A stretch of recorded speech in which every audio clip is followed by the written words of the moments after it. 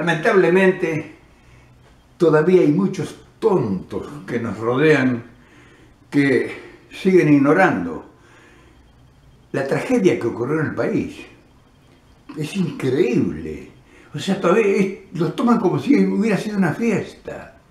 Imagínense, 30.000 desaparecidos y 250.000 millones de deuda externa que no se sabe de qué y que seguramente terminarán pagando tus nietos o tus bisnietos, si es que te alcanza la vida de 100 años o 150 años más para pagar esas deudas.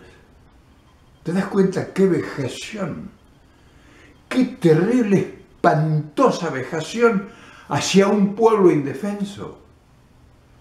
Entonces, ya no debe onibularlos la indignación. Debe despertarnos la conciencia y producir un análisis concienzudo. Pero un análisis concienzudo desde las esferas que nos tendrían que bajar orientación, que nos tendrían que explicar cosas que no tienen explicación. Porque todas estas desgracias que hoy suceden en el país son de esas consecuencias.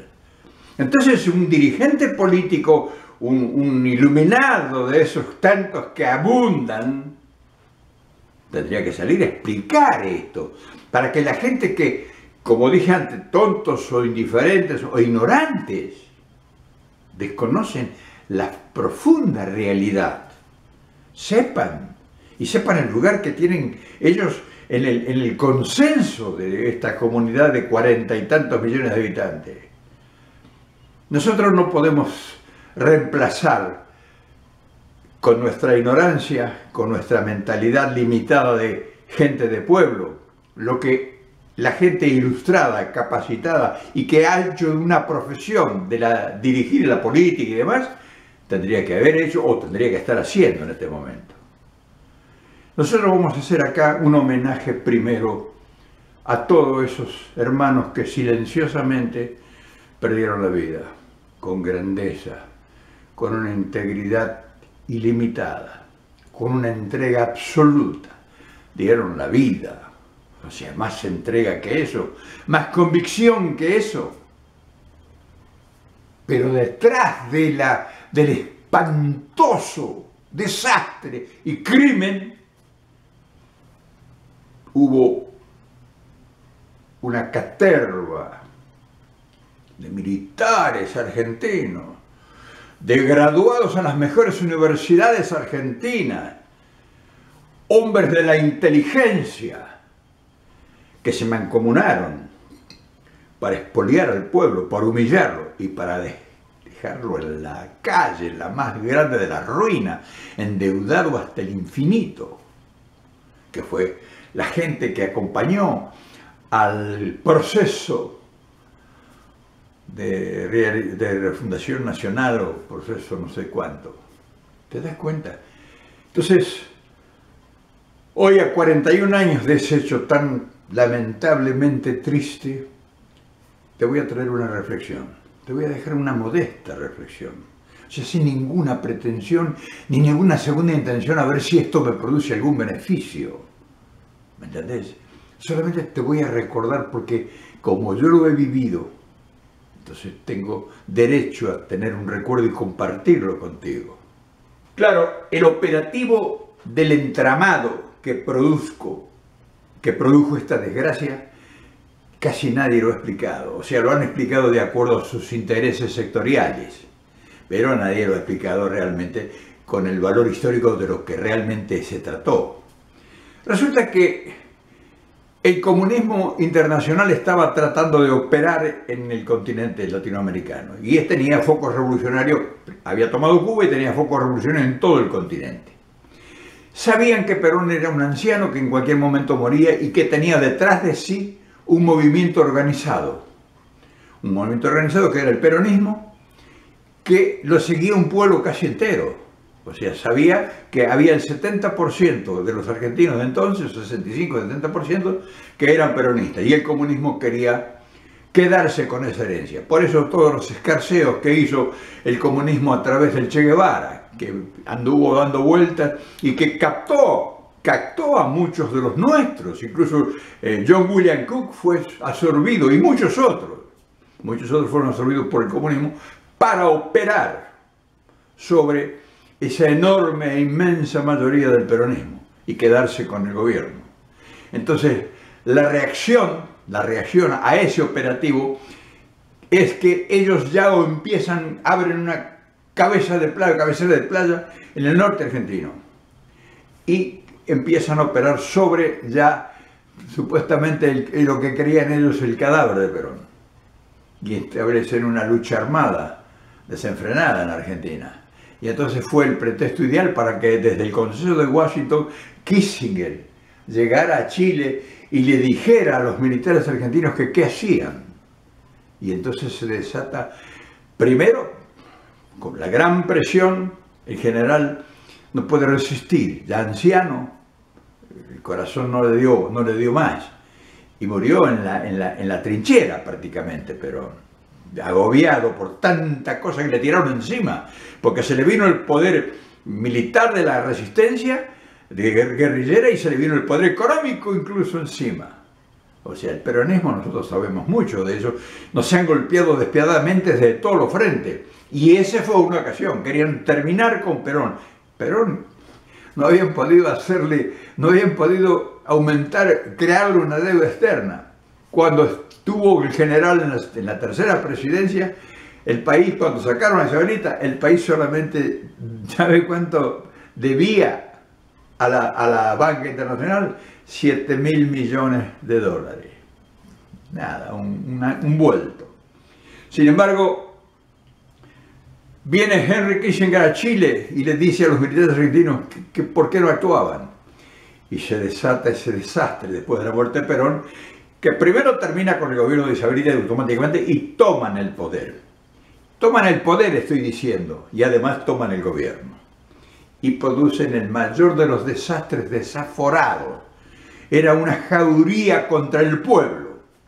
Secuestran a mansalva, desatan una guerra infernal contra la gente indefensa. Matan a miles de muchachos, miles, y que encarcelan a otros, y otros se huyen. Y producen el desastre más grande de la historia argentina, que hoy se cumple 41 años.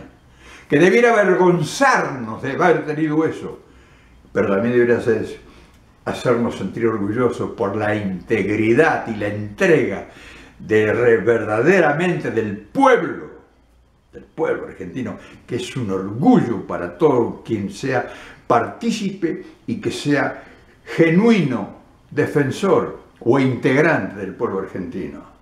No de las clases dirigentes acomodadas que medraron siempre con la desgracia de los pobres. Esta ignominia que encabezó Videla, Agosti, que encabezó, en fin, todos los militares y todos los marinos, y que en el frente tuvo a Martínez Dios y a toda su caterva de funcionarios en economía, fue el que produjo este desastre. Produjo un desastre terrible en el país. O sea, la muerte de Perón para ellos significó la vía libre para hacer todo lo que vinieron a hacer. O sea, vinieron a reeditar un proyecto abortado, que era el proyecto que primero pusieron a funcionar las mismas fuerzas. La Revolución Libertadora del 55, la aparición de Onganía, y en fin, la Revolución Argentina, todas esas cosas. Ellos vinieron a reeditar eso y a continuar la tarea. Y nos pusieron de rodillas. Y nos empeñaron en el país hasta lo ingrid. Y además descabezaron el pensamiento y la identidad nacional. O sea, nos dejaron sin patria. Nos entregaron de atado de pies y manos a las corporaciones internacionales que hoy están instaladas en el país y de las cuales nosotros no somos dueños de nada. ¿Te das cuenta la tarea que hicieron?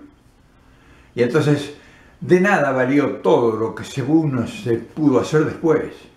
Se tuvo que negociar con los rezagos negociar. Néstor Kirchner negoció con los rezagos que habían dejado ellos. Y lo único que pudo cambiar fue el frente de batalla. Pero la deuda quedó. O sea, se renegoció la deuda, pero la deuda quedó porque mirá cómo estamos ahora. Entonces hoy es un día de la memoria y es un día de la vergüenza nacional, porque sabemos que eso que sucedió en el país no fue una casualidad. Y que eso que sucedió en el país fue hecho por argentinos.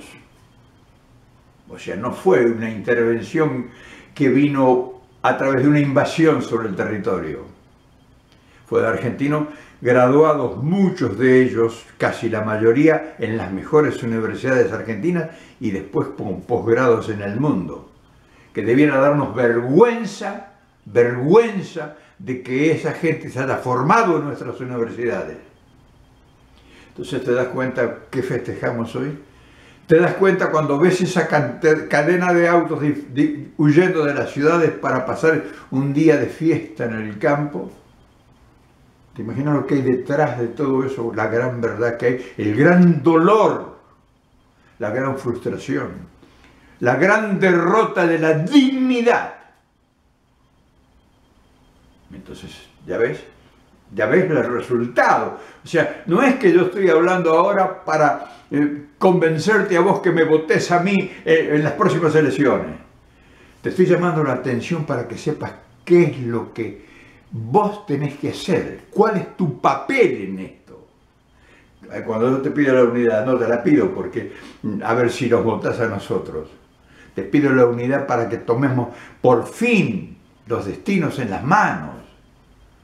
Tenemos que tomar los destinos en las manos de nuestra patria, de nuestro país. Estamos enajenados, somos una colonia hoy. ¿Cómo tengo que decírtelo? ¿Cómo tenemos que decirlo? ¿Cómo tenemos que escribirlo? ¿Cómo tenemos que transmitirlo esto? En fin, ¿me permitís un minuto? Quiero hacer una plegaria a ese Dios que cada uno tiene. Cada uno tiene su Dios. Cada uno tenemos nuestro Dios. Bueno, vamos a hacerle una plegaria de conciencia a ese Dios que todos tenemos. Para que no nos vuelva a ocurrir nunca más eso. Para que nos ayude a que nunca más pase eso en nuestra patria. Para que nunca más seamos castigados impiadosamente como hemos sido castigados. Y que hoy todavía los que gobiernan nos quieren seguir castigando con las mismas armas y los mismos instrumentos. Y están instalados en el poder por culpa nuestra. ¿Te das cuenta de la importancia que tiene la unidad? ¿Te das cuenta de la importancia que tiene la unidad? ¿Sabes por qué ocurrió todo esto? Por eso, porque estamos todos unidos. Porque ellos lograron dividirnos. Lograron que vos me odiaras a mí, que me dijeras que soy un traidor, y que el otro dijera que este es un traidor y que este es un traidor. O sea, te das cuenta que nos han dividido a todos. ¿Cómo va a ser traidor un hermano tuyo que lucha desesperadamente y que tiene que trabajar día y noche para poder alimentar a su familia? ¿Cómo va a ser traidor? ¿Traidor a quién? A un atorrante únicamente, que lo estás denunciando, que lo estás evidenciando. Pero vos no podés ser traidor de uno igual a vos. Vos no podés ser traidor de un trabajador, de uno que lucha, de la gran mayoría. En fin, te dejo este mensaje, tal vez un poco descontrolado y un poco apasionado, porque el dolor también apasiona, así como la tristeza y la bronca y todo el dolor también apasiona. Y hoy es un día de dolor, que quería compartirlo contigo, como todos los días comparto algunas ideas. Gracias, hermano, por escucharme. Gracias, hermano.